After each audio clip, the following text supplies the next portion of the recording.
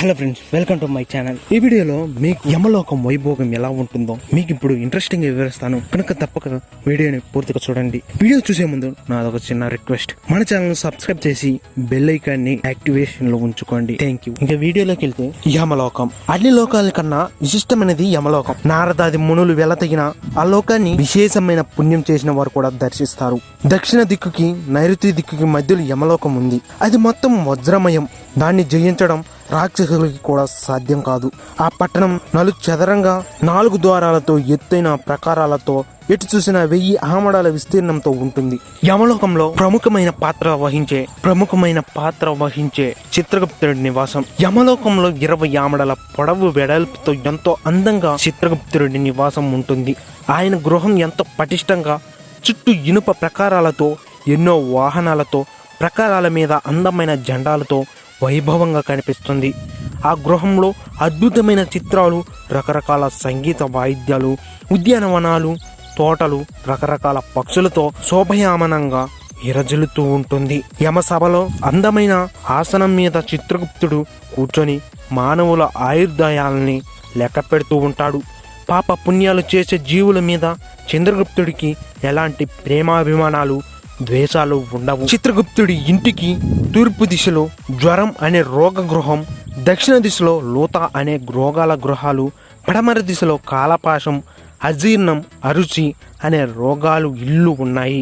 ఉత్తరాన పాండురోగం, రాజరోగం, అలాగే ఈశాన్య భాగంలో శిరోరోగం, ఆగ్నేయ భాగంలో మూర్ఛరోగం అనే 2 రోగాలు ఉంటాయి. ఇలా వివిధ రకాల రోగాల గృహాలు చంద్రగుప్తుడి నివాసం చుట్టూ ఉంటాయి. ఇక యమధర్మరాజు నివాసం. చిత్రగుప్తుడి నివాసానికి ముందు 20 ఆమడల దూరంలో ధర్మరాజు నివాస గృహం ఉంటుంది. అది రత్న ఖచ్చితమైన కాంతులతో సూర్యుడిలా మెరుపుల్లా ప్రకాశిస్తుంది.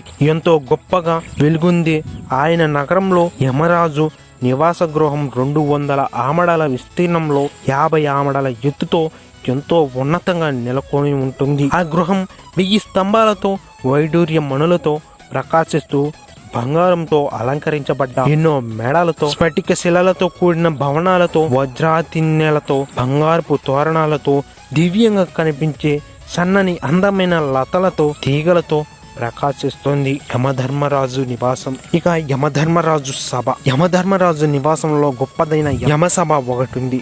అది కూడా 100 యోజనాల పొడవుతో సూర్యుడిలా వెలుగొందుతూ ఉంటుంది. ఆ సభ వేడిగా, చల్లగా ఉండక సమశీతోష్ణంగా ఉంటుంది. మనసుకి చాలా ఆనందాన్ని కలిగిస్తుంది. ఆ సభలో ఉన్న వాళ్ళకి వార్ధక్యం, సుఖం, దుఃఖం, ఆకలి, దప్పికలేవి ఉండవు. యమధర్మరాజు సభలో మానవ సంబంధమైన, దైవ సంబంధమైన సమస్త కోరికలు సిద్ధిస్తాయి. అక్కడ సకల ఆహార పదార్థాలు రుచిగా, శుచిగా లభిస్తాయి. దేవశిల్పి విశ్వకర్మ ఎంతో కాలం తపస్సు చేసి ఆ లోకాన్ని నిర్మించాడు. విశేషమైన పుణ్యం చేసిన వాళ్ళు, తపస్సంపన్నులు, వ్రతనిష్ట కలిగిన వాళ్ళు, సత్యవంతులు, ప్రశాంతమైన చిత్తం కలిగిన వాళ్ళు, యతీశ్వరులు, యోగ సిద్ధులు, పూర్వ పుణ్యం వల్ల పవిత్రమైన వాళ్ళు మాత్రమే ఈ సభని చేరగలరట. భగవత్ రూపుడు, సత్పురుషుల్లో గొప్పవాడు, తల మీద తెల్లటి గొడుగుతో ప్రకాశించేవాడు, మకర కొండలాలు ధరించిన వాడు, గొప్ప కిరీటాన్ని, సకల ఆభరణాన్ని ధరించిన వాడు, నల్లటి మేఘం లాంటి శరీర వర్ణం కలిగిన వాడు, చేతిలో వింజామరలు కలిగిన అప్సరస స్త్రీలతో సేవించబడేవాడు అయిన యమధర్మరాజు అదివ్యమైన సభలో సాటిలేనిది. 10 యోజనాల విస్తీర్ణం కలిగి వివిధ రత్నాలతో ప్రకాశిస్తున్నది అయినా దివ్య సింహాసనం మీద కూర్చొని ఉంటాడు. గంధర్వులు, దైవవేశ్యలు యమధర్మరాజు చుట్టూ సంగీతం, వాద్య, నృత్యాలని ప్రదర్శిస్తూ ఆయన్ని ఆనందంగా సేవిస్తుంటారు. చేతిలో పాశమనే మృత్యువుతో బలవంతుడైన కాలం చేత, చిత్రగుప్తుడి చిత్రకేత కృంతాల చేత ఆయన సేవించబడుతుంటాడు. యమధర్మరాజు చుట్టూ పాశం, దండం లాంటి ఆయుధాలు ధరించి ఆయన ఆజ్ఞ ప్రకారం నడుచుకునేవారు. తనతో సమానమైన వారు ఆయన భటులు ఎంతో మంది ఉన్నారు.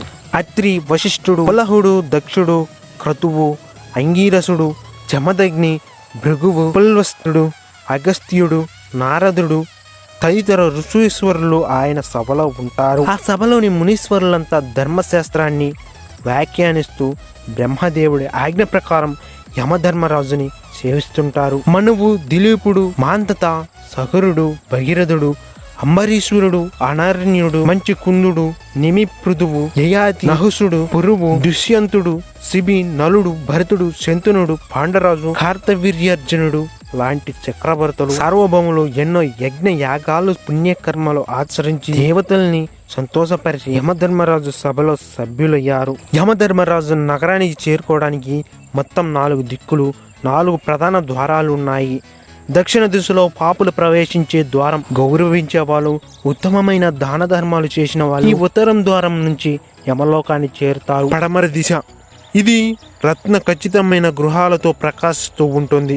అద్భుతమైన రసాలతో కూడిన దిగుడు బావు, వధించిన ఏనుగుల గుంపులతో, శ్రేష్టమైన గుర్రాలతో ఆ మార్గం రమ్యంగా విరజిల్లుతుంటుంది. ఆత్మతత్వ జ్ఞానులు, యోగ శాస్త్రాన్ని అభ్యసించిన వారు, ఇతర దేవతల మీద కాక శ్రీ మహావిష్ణువు మీద అంచలంచలమైన భక్తి కలిగిన వాళ్ళు, గాయత్రి మంత్రాన్ని శ్రద్ధగా జపించే వాళ్ళు, త్రికాల సంధ్యావందనం చేసేవాళ్ళు, ఇతరులు సొమ్ము అపహరించిన వాళ్ళు, సత్పురుషుల్ని సేవించే వాళ్ళు, మట్టిని బంగారాన్ని సమానంగా చూసేవాళ్ళు, దైవ పితృ రుణాలని తీర్చుకునేవాళ్ళు, దుర్మార్గులు, సాహసం చేయని వాళ్ళు, బ్రహ్మచర్య వ్రతాన్ని శ్రద్ధగా పాటించేవాళ్ళు పరమ పవిత్రమైన ఈ పడమర ద్వారం నుంచి యమలోకాన్ని చేరుతారు. ఈ విధంగా 3 ద్వారాల నుంచి తన సభలోకి ప్రవేశించిన పుణ్యాత్ముల్ని చూసి యమధర్మరాజు సింహాసనం నుంచి పైకి లేచి స్వాగతం పలుకుతాడు. పుణ్యాత్ములని కుశల ప్రశ్నలు వేసి వారిని మంచి ఆసనం మీద కూర్చోబెట్టి మంచి గంధం పుష్పాలతో పూజిస్తాడు.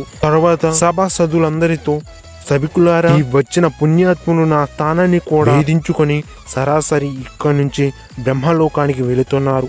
మీరంతా వీరిని అభినందించండి అని చెబుతాడు. మరలా తిరిగి వారితో, పుణ్య పురుషులారా, ఎవరు అత్యంత దుర్లభమైన మానవ జన్మ పొంది పుణ్య కార్యక్రమాలు చేసి పుణ్య లోకాల్ని పొందడానికి ఎలాంటి ప్రయత్నం చేయకుండా ఉంటారు, అలాంటి వాళ్ళు భయంకరమైన నరకాన్ని పొందుతారు.